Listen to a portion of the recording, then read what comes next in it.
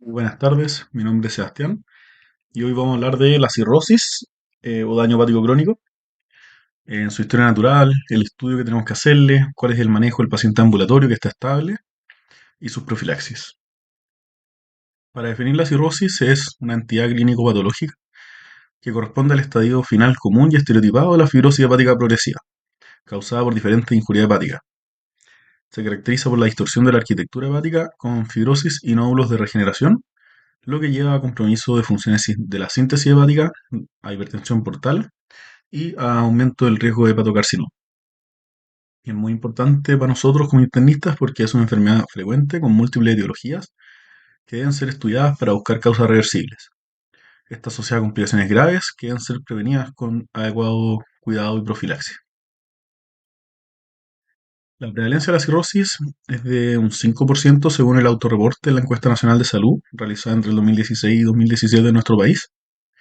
Es más frecuente en hombres de 35 a 65 años y es la segunda causa de discapacidad por años de vida ajustado y la quinta causa de muerte en Chile, tanto sea por el daño hepático crónico como por el hepatocarcinoma.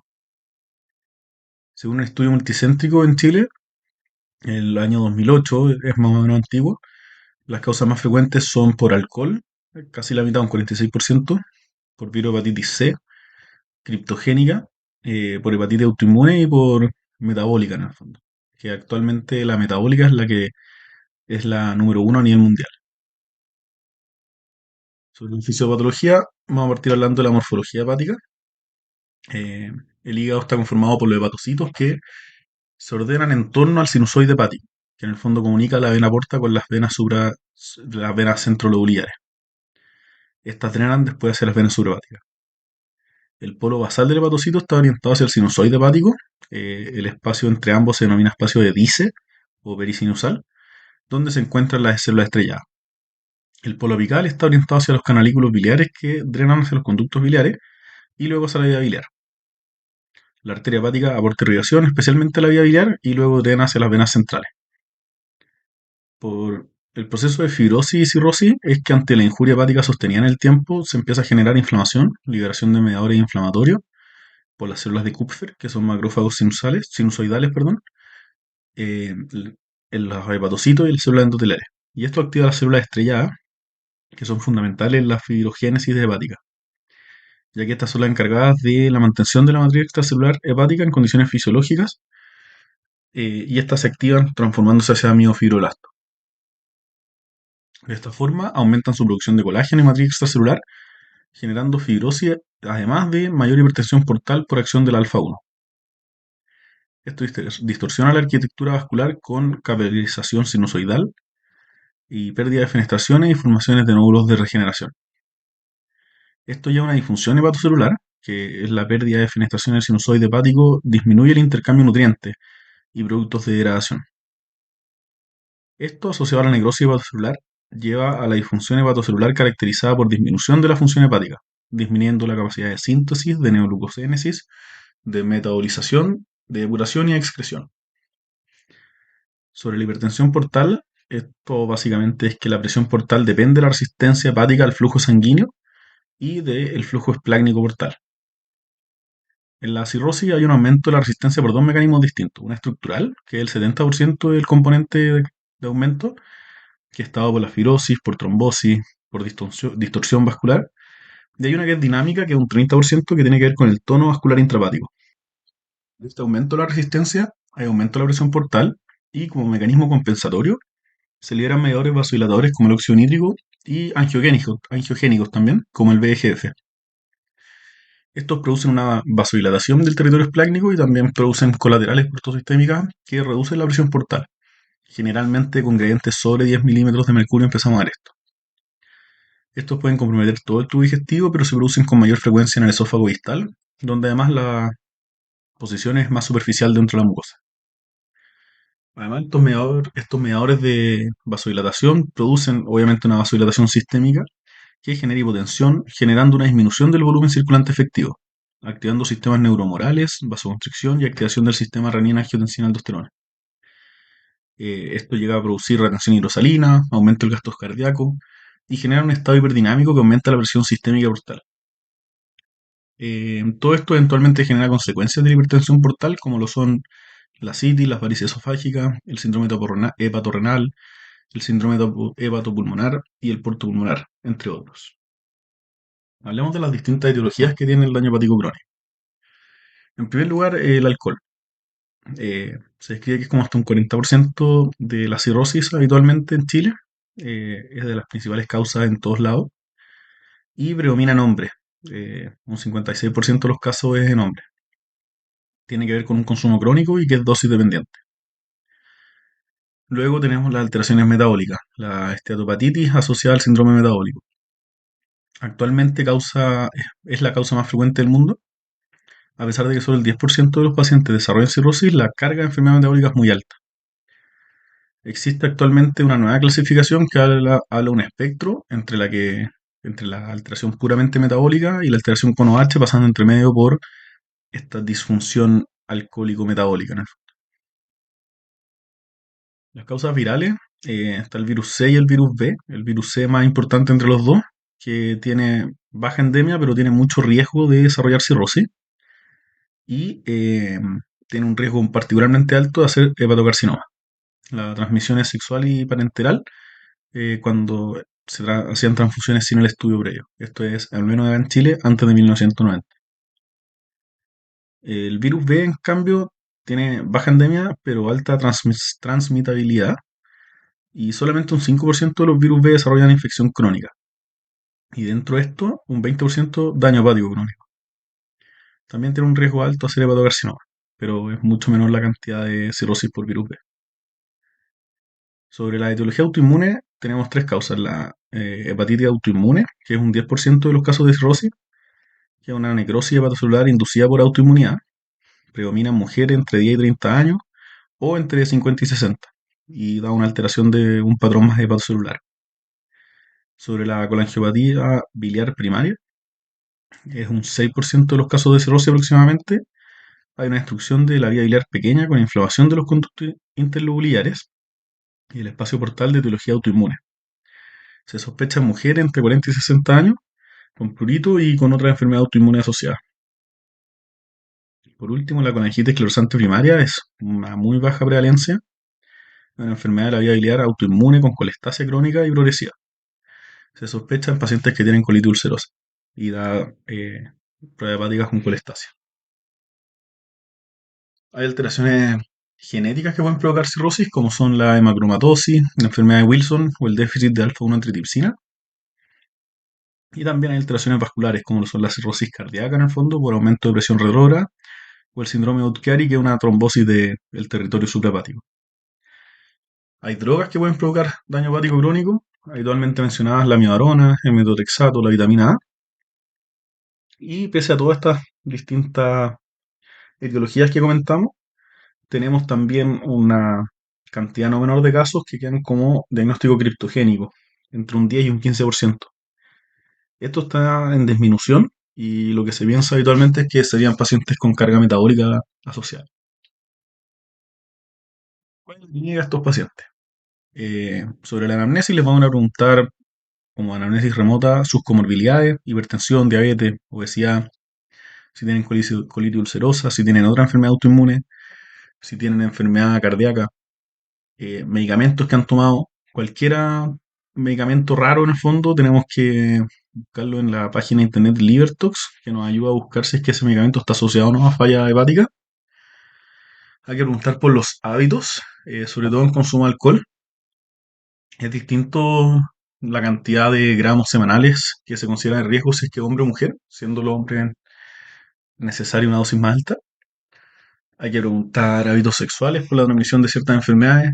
Hay que preguntar si es que se han hecho tatuajes, sobre todo si son más antiguos, o transfusiones, como decíamos antes del 90. Y hay que preguntar antecedentes familiares de pacientes con daño, de familiares en el fondo con daño hepático crónico, o si es que hay antecedentes de enfermedad pulmonar también. Si en la análisis próxima, la verdad es que en las fases iniciales los pacientes van a estar asintomáticos, pero a la medida que progresan pueden aparecer síntomas constitucionales como baja de peso, fatiga, caquexia básicamente. Pueden aparecer síntomas neurológicos asociados a las descompensaciones como desorientación, confusión, alteración del sueño, del ciclo de la vigilia. Va a haber un aumento del perímetro abdominal si es que hay desarrollo de ascitis. Pueden tener coluria o ictericia en caso de hiperbilirrubinemia. Y sobre el examen físico, vamos a tener pacientes que tienen tendencia a la presión más baja, con presión arterial más baja en el fondo.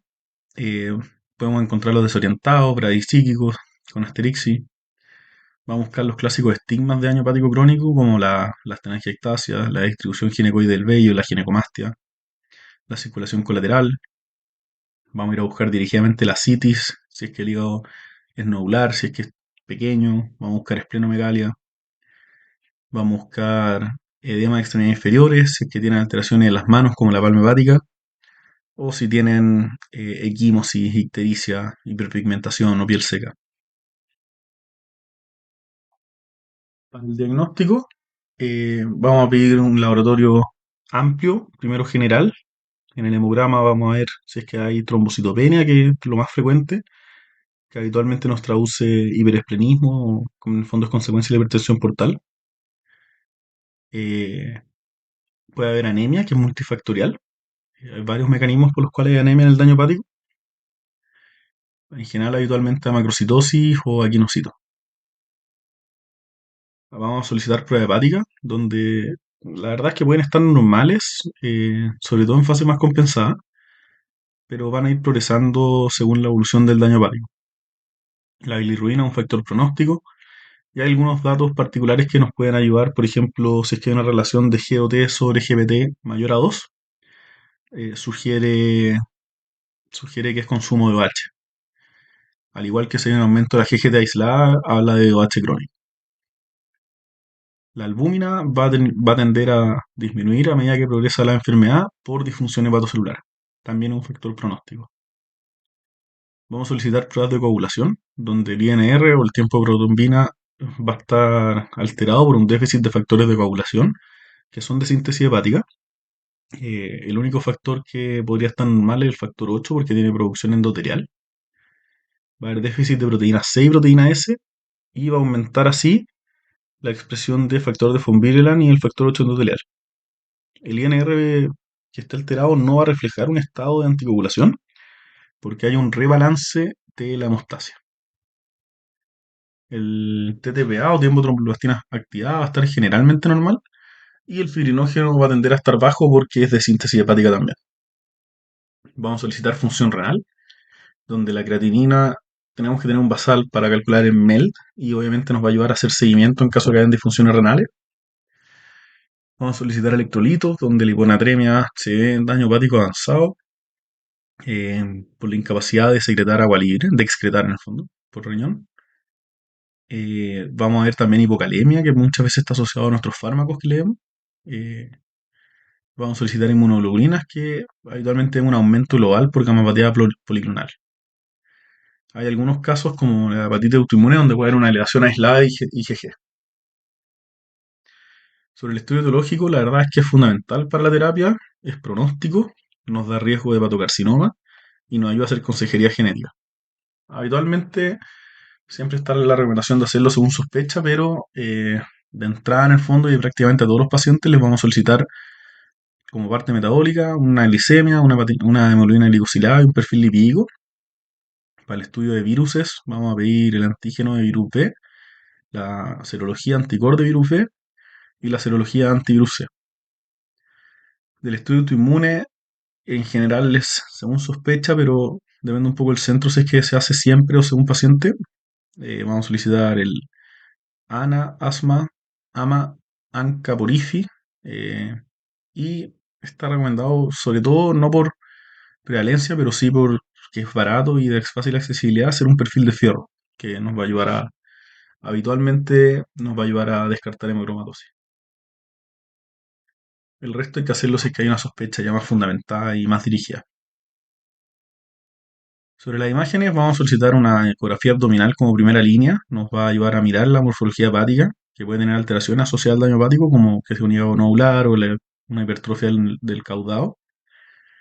Y podemos ver también complicaciones como son la citis, la esplenomegalia, que hay una trombosis portal o que hayan lesiones sugerentes de hepatocarcinoma. Eventualmente, según la sospecha y según, en el fondo, la situación en la que estemos, podemos solicitar una resonancia de abdomen o un TAC trifásico, que tiene mejor sensibilidad para el diagnóstico de daño hepático crónico y el diagnóstico de hepatocarcinoma. Y el examen que también se comenta harto es la elastografía por ultrasonido o fibroscan, que mide la rigidez del parénquima hepático. Se relaciona con el grado de fibrosis y si es que yo a esto le sumo las plaquetas, me ayuda a estimar la presencia de hipertensión portal clínicamente significativa, que es el principal elemento pronóstico de la enfermedad. La biopsia, históricamente, es el estándar de oro para el diagnóstico.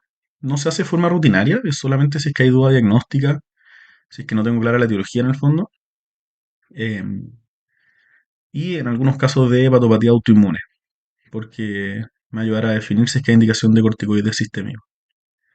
Se puede hacer percutáneo transyugular y habitualmente es raro que hayan complicaciones. Las complicaciones graves son en menos de 1%, con mortalidad asociada menor a 0,01%. Para estratificar el riesgo de estos pacientes, tenemos la historia natural de la enfermedad sigue en dos fases, la compensada y la descompensada. Eh, Esto ayuda a evaluar el riesgo de las complicaciones y individualizar los objetivos terapéuticos. En la compensada vamos a tener un paciente asintomático con hipertensión portal leve, esto es menos de 10 milímetros de mercurio. Eh, Puede tener eventualmente una hipertensión portal significativa, que en el fondo es más que ese número, pero no puede tener complicaciones en el fondo, que son las que hemos comentado. Y esto tiene una mortalidad al año entre un 1 y un 10%. En cambio, la descompensada vamos a tener complicaciones como la citis, como hemorragia varicial, como encefalopatía hepática. Y acá hay un quiebre pronóstico importante. La mortalidad al año en algún perfil de pacientes puede llegar incluso hasta el 80%, en caso de que tengan en el fondo todos los elementos. Hay scores que ayudan a predecir el fondo del pronóstico y ayudar en algunas tomas de decisiones, como son el Child-Pugh y el MEL-SODIO. El Child-Pugh fue diseñado para el riesgo operatorio de TRIPS y nos da un pronóstico en sobrevida, en complicaciones y en riesgo quirúrgico. Tiene cosas clínicas y cosas de laboratorio y se divide en el fondo, parámetros, o sea, en tres resultados A, B y C que nos da la sobrevida anual. El MEL-SODIO me da la mortalidad a 3 meses después de un trasplante hepático y me ayuda a ver la necesidad de trasplante cuando la letalidad del trasplante es menor que la de la cirrosis en sí misma, en el fondo. Este incluye bilirrubina, INR, creatinina y sodio, y en general comentamos que con un ml sodio sobre 15 los pacientes tienen indicación de ir a trasplante porque tiene una mortalidad del 20%. Ahora, sobre el tratamiento en general del daño hepático crónico. Los objetivos es disminuir la progresión, disminuir las descompensaciones. Si es que llegan a haber complicaciones, prevenirlas, tratarlas en el fondo, hacer un control de síntomas y definir cuándo es el mejor momento para el trasplante. En general, lógicamente, a estos pacientes hay que educarlos en que esto es una condición crónica, hay que incentivarlos a hacer ejercicio, a perder de peso, independiente de que la cirrosis no sea metabólica, la obesidad está asociada a un peor pronóstico. Hay que indicarle una dieta baja en sodio, ojalá sin sodio, al menos máximo 2 gramos al día. Y hay que sugerirles una colación nocturna que ayuda a aumentar un poco la masa magra y prevenir la encefalopatía hepática. Todos estos pacientes deben suspender el alcohol por completo, se deben evitar los hepatotóxicos y ajustar las terapias farmacológicas necesarias. Se deben vacunar contra el virus A, el virus B, si es que no es esa la etiología, contra la influenza, contra el neumococo y el coronavirus. Y si es que la etiología es genética, hay que considerar la consejería familiar. Ahora, sobre el manejo etiológico en el fondo, uno a uno. El manejo en el manejo de la cirrosis por OH hay que indicar la abstinencia, como les decía, 100%. Es un manejo multidisciplinario que incluye muchas veces al psiquiatra. Y hay que suplementar con tiamina y folato, que estos pacientes habitualmente están deficientes. En la etiología metabólica, los pacientes deben bajar de peso, tener un buen control metabólico y hay alguna evidencia controversial sobre el uso de vitamina E. En la práctica clínica habitualmente no lo usamos en nuestro centro al menos. Sobre los virus, la verdad es que el manejo es por especialista, pero antivirales que correspondan. En la hepatitis autoinmune vamos a usar corticoides, primero en dosis alta y luego vamos a ir en decalaje asociado a acetoprina. Esto previene la progresión de la enfermedad y la necesidad de trasplante. En la colangiopatía biliar primaria vamos a usar urso oxicólico, que tiene un beneficio en las fases iniciales sobre todo, y obviamente vamos a manejar las complicaciones, que pueden ser, por ejemplo, el prurito en estos pacientes. En los pacientes con colangitis esclerosante primaria, vamos a ver si es que son candidatos a hacer drenajes o prótesis de vía biliar. Eventualmente el trasplante también es una buena opción. Los pacientes con hemocromatosis tienen indicación de hacer sangría, usar quelantes de fierro, y obviamente hacer control de las complicaciones extrahepáticas, ya que esta es una enfermedad sistémica. En los pacientes con enfermedad de Wilson se pueden usar quelantes de cobre. En los pacientes con el déficit de alfa-1 antitrypsina, la suplementación es útil en EPOC. En este tipo de enfermedad probablemente sea un trasplante lo que más le sirva.